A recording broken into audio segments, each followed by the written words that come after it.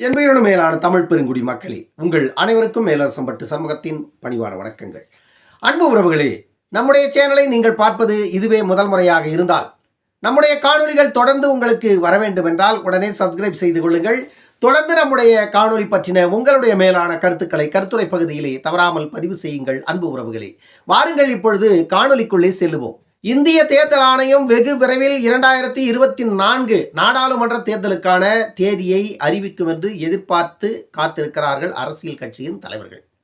இந்த சூழ்நிலையில தமிழ்நாட்டில் பாட்டாளி மக்கள் கட்சி அதிமுகவுடன் கூட்டணி அமைத்து போட்டியிடப் போகிறது என்பது ஏறத்தாழ முடிவாகிவிட்டதாகவே தெரிகிறது. ஏனென்றால் அதற்கான பேச்சுவார்த்தைகள் தொடர்ந்து போய்கொண்டிருக்கிறது. இந்த நேரத்திலும் அதற்கான இறுதி முடிவுகள் அறிவிக்கப்படும் என்று, எந்த நேரத்தில் எந்த இடத்தில் இந்த அறிவிப்பு வெளியாகும் என்று அரசியல் கட்சியின் தலைவர்களும் பத்திரிகை நிருபர்களும் வழிமேல் விழி வைத்து காத்துக் கொண்டிருக்கிறார்கள்.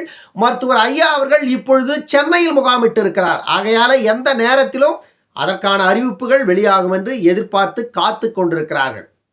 இந்த சூழ்நிலையில பாட்டாளி மக்கள் கட்சி இந்த 2024 நாடாளுமன்ற தேர்தலில் எந்த கூட்டணியில் இடம்பெற்றாலும் 10 பாராளுமன்ற தொகுதிகளை குறிவைத்திருப்பதாக சொல்லப்படுகிறது. 10 பாராளுமன்ற தொகுதிகளில் மிக முக்கியமான தொகுதியாக பாமக கருதுவது மயிலாடுதுறை தொகுதி. இந்த முறை மயிலாடுதுறை தொகுதியை கண்டிப்பாக பாட்டாளி மக்கள் கட்சி கைப்பற்றி ஆக வேண்டும் என்று எண்ணுவதாக சொல்லப்படுகிறது.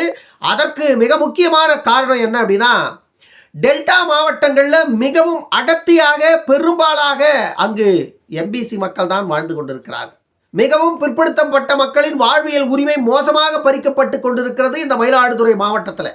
மயிலாடுதுறை பாராளுமன்ற தொகுதியை எடுத்துக்கொண்டால் இப்பொழுது திராவிட முன்னேற்ற கழகத்தின் ராமலிங்கம் என்பவர் தான் அங்கு நாடாளுமன்ற உறுப்பினராக இருக்கிறார். ஆனால் ராமலிங்கம் அவர்கள் தொகுதிக்கு இதுவரையில் எந்த ஒரு நல்ல திட்டங்களையும் செய்ததாக சிறு தகவல் கூட இல்லை. இப்படி இருக்கின்ற சூழ்நிலையில் தான் மீண்டும் ராமலிங்கத்துக்கே திமுக வாய்ப்பு கொடுக்கும் என்று ராமலிங்கம் அவர்கள் மீண்டும் களத்தில் நிற்பதற்கான வேலைகளை முன்னெடுத்துக் கொண்டிருப்பதாக சொல்லப்படுகிறது. ஆனால் ஒருவேளை ராமலிங்கமே மீண்டும் களத்தில் நின்றால் கூட திமுக வெற்றி பெறும் என்பது கனவு மட்டும்தான் அந்த தொகுதியில். ஏனென்றால் அந்த அளவிற்கு மக்கள் எதிர்ப்பை ராமலிங்கம் அவர்கள் அந்த தொகுதியில் மட்டும் சம்பாதித்து வைத்துக் கொண்டிருக்கிறார். தமிழ்நாடு முழுவதும் திமுகவே மக்களுக்கு எதிரான கட்சியாக மாறி போயிருக்கிறது. இந்த சூழ்நிலையில மயிலாடுதுறையில திமுக வெல்லுமா? அதற்கு வாய்ப்பே இல்லை. பாட்டாளி மக்கள் கட்சி மயிலாடுதுறையை மிக முக்கியமாக குறிவைப்பதின் நோக்கம் என்ன அப்படின்னா, ஏற்கனவே 2023 சட்டமன்ற தேர்தலில் சித்தமல்லி பழனிசாமி அவர்கள் மயிலாடுதுறை சட்டமன்ற தொகுதியில் 2500 வாக்குகள் வித்தியாசத்தில் தோல்வியை தழுவினார். 2021 சட்டமன்ற தேர்தலில் மயிலாடுதுறை தொகுதியில் மிக கடுமையாக போராடியது சித்தமல்லி பழனிசாமியோட படை அங்கு. ஆனாலும் கூட கடைசி நேரத்தில் பாமகவின் வெற்றி அங்கு கை நழுவி போனது. அதற்கு பழி தீர்க்கும் விதமாக 6 சட்டமன்ற தொகுதிகளை உள்ளடக்கிய மயிலாடுதுறை பாராளுமன்ற தொகுதியை இந்த முறை கைப்பற்றியே தீர வேண்டும் என்று பாட்டாளி மக்கள் கட்சி முனைப்பு காட்டுகிறது. பாட்டாளி மக்கள் கட்சி மயிலாடுதுறையில் களம் இறங்குமேயானால் தொகுதியில் களம் இறங்குவதற்கு 3 வேட்பாளர்கள் போட்டி போட்டுக் கொண்டிருப்பதாக சொல்லப்படுகிறது. அதில் முதலாவது இடத்தில் இருப்பவர் மீண்டும் சித்தமல்லி பழனிசாமி.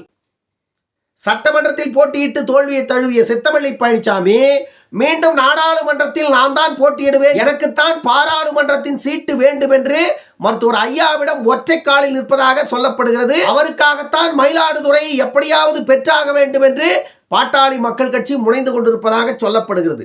அதே போன்று வன்னிய சங்கத்தின் தலைவர் திரு காடுவெட்டி குரு அவர்களின் போர்ப்படை தளபதியாக திகழ்ந்து கொண்டிருந்த இப்போதைய வன்னிய சங்கத்தின் செயலாளராக இருக்கின்ற வைத்தி அவர்கள் அந்த தொகுதியை குறிவைத்திருப்பதாக சொல்லப்படுகிறது. ஒருவேளை மயிலாடுதுறையில் வைத்தி களம் இறங்குவாரா அல்லது சித்தமல்லி பழனிசாமியா என்ற போட்டி நிலவிக் கொண்டிருக்கின்ற அதே நேரத்தில் தான் இன்னொரு டெல்டா சிங்கம் அங்கு களமிறங்க துடித்துக் கொண்டிருப்பதாக தகவல் கிடைக்கிறது. திருவிடைமருதூர் பேரூராட்சியின் தலைவராக இருக்கின்ற டெல்டாவின் சிங்கம் திமுகவிற்கு சிம்ம சொப்பனமாக விளங்கிக் கொண்டிருக்கின்ற மா.க. ஸ்டாலின் அவர்களும் மயிலாடுதுறை தொகுதி எனக்கு வேண்டும் என்று தலைமையிடம் கேட்டுக் கொண்டிருப்பதாக சொல்லப்படுகிறது. இப்படி மயிலாடுதுறைக்கு கடும் போட்டி பாமகவிற்குள்ளும் நிலவிக் கொண்டிருப்பது நன்றாக தெரிகிறது. ஆனால் பாட்டாளி மக்கள் கட்சியின் தலைமை மயிலாடுதுறை தொகுதியை பெறுமா?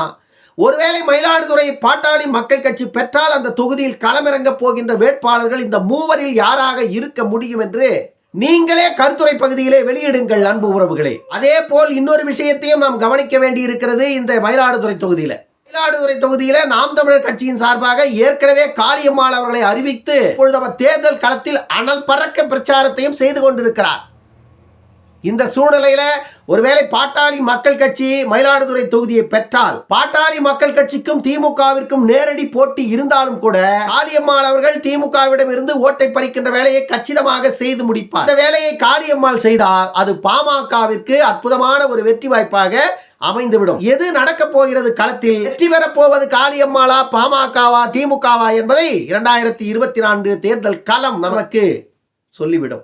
இன்னொரு காணொலியில் சந்திக்கும் வரை உங்களிடமிருந்து விடைபெற்றுக் கொள்வது மேலரசம்பட்டு சண்முகம். நன்றி, வணக்கம் அன்பு உறவுகளே.